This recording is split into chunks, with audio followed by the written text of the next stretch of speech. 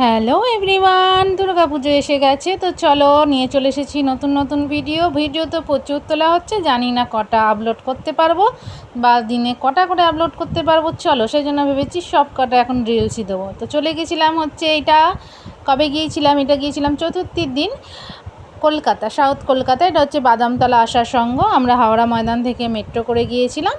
তো চলো সেখানে প্রথমে ঢুকে পড়েছি, সেরকম ঠাকুর দেখা হয়ে যেতে আমরা তারপরেই চলে গেছি ছেষট্টির পল্লী। বাদামতলা আসার সঙ্গে এবারে সেরকম কিছু করেছে মানে সেরকম অতটাও মানে লাইন পড়েনি, যেহেতু আমরা বিকেল গেছি। তারপরেই চলে গেছিলাম হচ্ছে ছেষট্টির পল্লীতে।